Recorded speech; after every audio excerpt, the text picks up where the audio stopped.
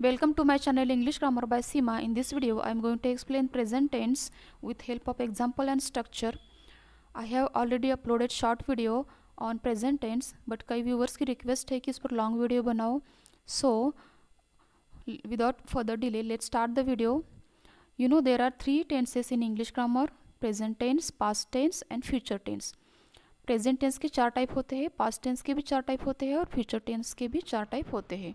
तो आज हम प्रेजेंट टेंस पढ़ेंगे, उसके बाद पास्ट टेंस और फ्यूचर टेंस पढ़ेंगे. Now let's see the simple present tense. Simple present tense का हम कब यूज़ करते हैं?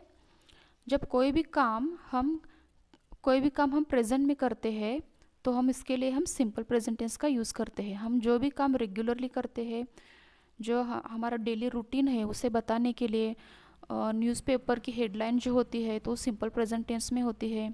रेगुलर एक्शंस, इरेगुलर एक्शन जो होती है वो सिंपल प्रेजेंट टेंस में होती है. वो बताने के लिए हम सिंपल प्रेजेंट टेंस का यूज़ करते हैं. उसके हिंदी में कैसे पहचानेंगे?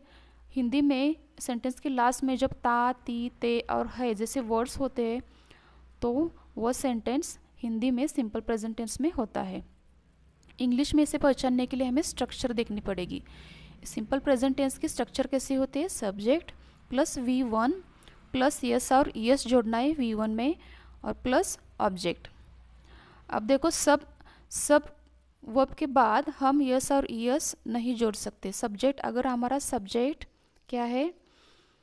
आई, यू, वी और दे है तो हम क्या करेंगे? यस और यस नहीं जोड़ेंगे.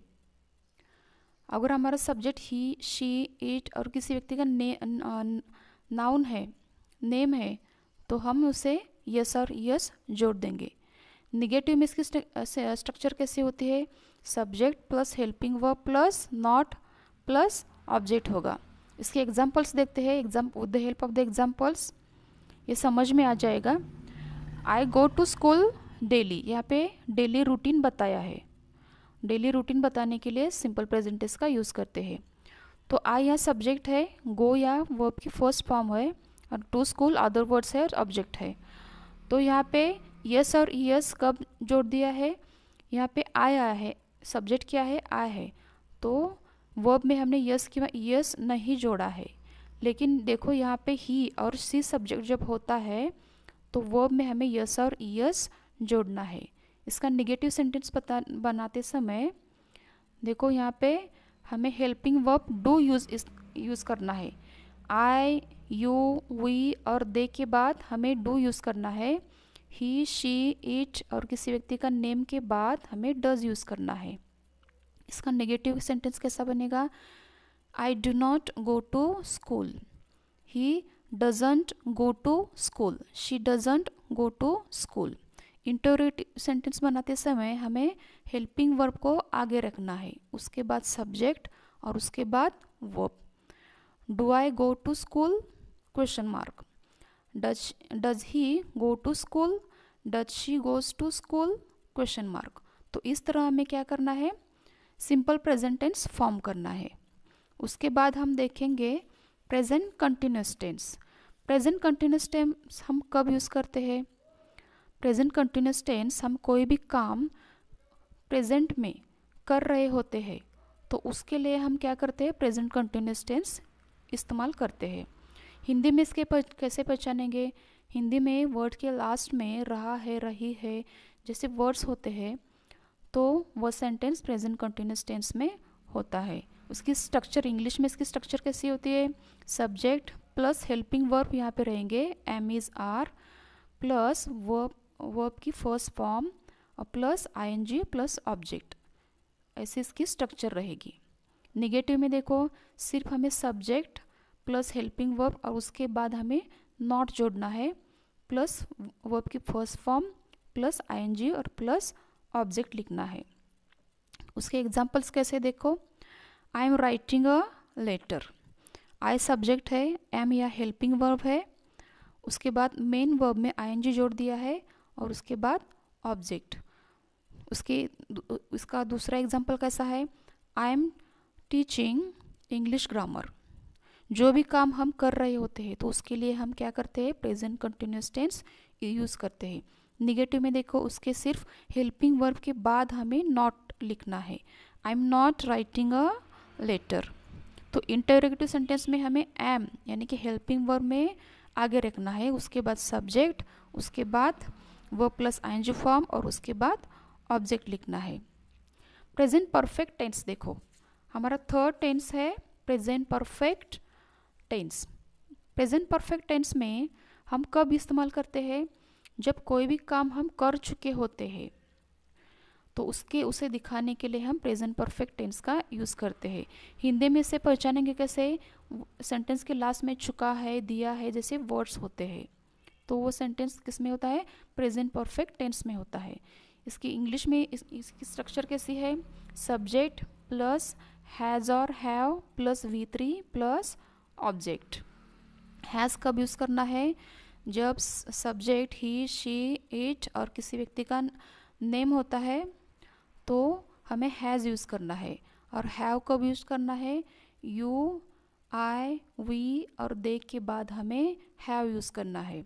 निगेटिव सेंटेंस में सब्जेक्ट प्लस हैज़ और हैव प्लस नॉट जोड़ना है और उसके बाद वर्ब की थर्ड फॉर्म और उसके बाद ऑब्जेक्ट। एग्जाम्पल देखो, I have done this work. Done या क्या है, वर्ब की थर्ड फॉर्म यूज़ की है। नेगेटिव सेंटेंस में I have not done this work, helping verb के बाद नॉट यूज़ किया है, उसके बाद वर्ब की थर्ड फॉर्म और उसके बाद ऑब्जेक्ट। इंटरोगेटिव सेंटेंस बनाते समय हमें हेल्पिंग वर्ब को आगे रखना है, उसके बाद सब्जेक्ट, उसके बाद V3 और उसके बाद ऑब्जेक्ट।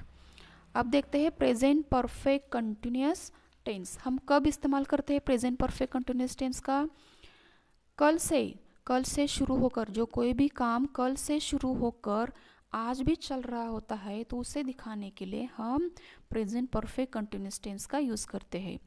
उसे हिंदी में कैसे पहचानेंगे, वो सेंटेंस के लास्ट में से रहा है, से रही है जैसे वर्ड्स होते हैं। इंग्लिश में इसकी स्ट्रक्चर कैसी होती है, सब्जेक्ट प्लस हैज़ और have plus been plus verb plus ING form और प्लस सिंस और फॉर होता है। सिंस हम कब यूज़ करते हैं, जब हमारा फिक्स टाइम फिक्स होता है तो हमें सिंस यूज़ करना है, और जब कोई टाइम फिक्स नहीं होता है तो हमें फॉर यूज़ करना है।